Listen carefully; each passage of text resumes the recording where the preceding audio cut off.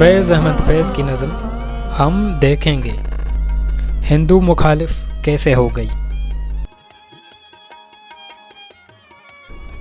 ہندی کے مشہور ادیب، ناقد اور دانشور ڈاکٹر نامور سنگھ نے اوتار سنگھ سندھو عرف پاش کو خراج عقیدت پیش کرتے ہوئے ان کے بارے میں کہا تھا کہ پاش ایک ایسے شاعر تھے جن کو کسی کی بد دعا لگی ہوئی تھی۔ سب سے خطرناک ہے ہمارے سپنوں کا مر جانا جیسی نظم لکھنے والے پاش پنجابی زبان کے ایک انقلابی شاعر تھے۔ امرتا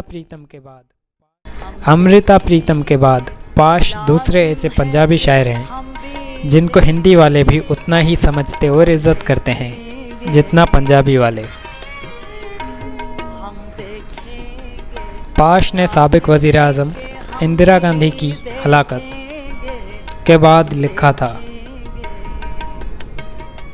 آج اس کے شوق میں سارا دیش شریک ہے، تو اس دیش سے میرا نام کاٹ دو، اگر اس کا کوئی بھارت ہے تو اس بھارت سے میرا نام کاٹ دو۔ لیکن یہ کیسی عجیب بات ہے کہ اندرا گاندھی کے بارے میں ایسی نظم لکھنے والے پاش کو 23 مارچ 1988 کو خالصتانی شدت پسندوں نے گولی مار کر اس وقت ہلاک کر دیا جب وہ یہ نظم پڑھ رہے تھے۔ اس وقت ان کی عمر محض 38 برس تھی۔ شاید یہی وجہ تھی کہ ڈاکٹر نامور سنگھ نے پاش کے بارے میں یہ بات کہی تھی کہ ان کو کسی کی بد دعا لگی ہوئی تھی۔ پاش اور فیض دراصل انڈیا میں ٹیکنالوجی کے سب سے باوقار اداروں میں سے ایک IIT کانپور نے اردو کے عظیم شاعر فیض احمد فیض کی ایک بے حد مقبول نظم ہم دیکھیں گے کی تفتیش کا حکم دیا ہے۔ تفتیش کرنے والی کمیٹی کو یہ طے کرنا ہے کہ ان کی یہ نظم ہندو مخالف ہے یا نہیں۔ انڈیا میں شہریت کے قانون کے خلاف پورے ملک میں احتجاج ہو رہے ہیں۔ 15 دسمبر 2019 کو دلی کے جامعہ علاقے میں اس قانون کے خلاف مظاہرہ ہوا جس میں جامعہ ملیہ اسلامیہ یونیورسٹی کے بعض طلباء بھی شامل تھے۔ اس دوران پولیس نے یونیورسٹی کی لائبریری اور ہاسٹل میں زبردستی داخل ہو کر طلباء پر بے حد تشدد کیا۔ پولیس کی اس کارروائی کے بعد جامعہ کے طلباء کی حمایت میں نہ صرف پورے ہندوستان بلکہ عالمی سطح پر نامور یونیورسٹیز جیسے آکسفورڈ، کیمبرج، ہارورڈ اور نیو یارک یونیورسٹی میں مظاہرے ہوئے۔ IIT کی انتظامیہ نے تفتیش کا حکم کیوں دیا؟ جامعہ ملیہ یونیورسٹی میں پولیس کی پرتشدد کارروائی کے بعد دنیا بھر کی یونیورسٹیوں کی طرح IIT کانپور کے طلباء نے 17 دسمبر کو ادارے کے کمپاؤنڈ میں مظاہرہ کیا۔ اس مظاہرے کے دوران بعض طلباء نے فیض احمد فیض کی نظم ہم دیکھیں گے گائی۔ انسٹیٹیوٹ کے ڈپٹی ڈائریکٹر منیندر اگروال کے مطابق اس کے بعد IIT کے بعض طلباء نے ادارے کے ڈائریکٹر سے تحریری شکایت کی کہ مظاہرے کے دوران ہندو مخالف نظم پڑھی گئی ہے جس سے ہندوؤں کے جذبات مجروح ہوئے ہیں، لہٰذا ان طلباء کے خلاف کارروائی کی جائے جنہوں نے یہ نظم پڑھی ہے۔ اس شکایت کے موصول ہونے کے بعد ادارے نے ایک کمیٹی تشکیل دی جو اس شکایت سے متعلق تفتیش کرے گی۔ اب یہ بھی عجیب اتفاق ہے کہ فیض ایک اعلانیہ کمیونسٹ تھے۔ انہوں نے اپنی مشہور نظم ہم دیکھیں گے 1979 میں لکھی تھی۔ اس وقت انہوں نے یہ نظم پاکستان کے آمر جنرل ضیاء الحق کے خلاف لکھی تھی۔ 1984 میں فیض اس دنیا کو الوداع کہہ گئے اور 1986 میں لاہور کے الحمرا آرٹس کونسل کے آڈیٹوریم میں گلوکارہ اقبال بانو نے اس نظم کو گا کر اسے امر کر دیا۔ اقبال بانو دلی میں پیدا ہوئی تھیں اور انہوں نے بچپن روہتک میں گزارا۔ 17 سال کی عمر میں وہ پاکستان منتقل ہو گئیں۔ فوجی عامر کی مخالفت میں لکھی گئی نظم۔ واضح رہے کہ جنرل ضیاء کے دور میں پاکستانی خواتین کے ساڑی پہننے پر پابندی تھی کیونکہ اسے غیر اسلامی करार दिया गया था। इकबाल बानो ने फौजी अमरीत की मुखालफत करते हुए सफ़ेद रंग की साड़ी पहनकर ये नज़्म गाई। इस प्रोग्राम की रिकॉर्डिंग पाकिस्तान से स्मगल की गई और फिर दुनिया तक ये नज़्म पहुंची। एक एलानिया कम्युनिस्ट की एक आमिर की मुखालफत में लिखी नज़्म को आज भारत में बाज़ लोग हिंदू मुखालिफ बताने की कोशिश कर रहे हैं। IIT की कमेटी अपने फ़ैसले में क्या कहेगी ये तो मालूम नहीं, लेकिन इस नज़्म के ख़िलाफ़ तफ्तीश का हुक्म देना इस बात का वाज़ेह इशारा है कि भारत में जिस नज़रिए की सरकार बैठी है वो उतनी ही कदामत पसंद है जितनी पाकिस्तान की उस वक्त की हुकूमत जब फैज़ ने हम देखेंगे लिखी थी।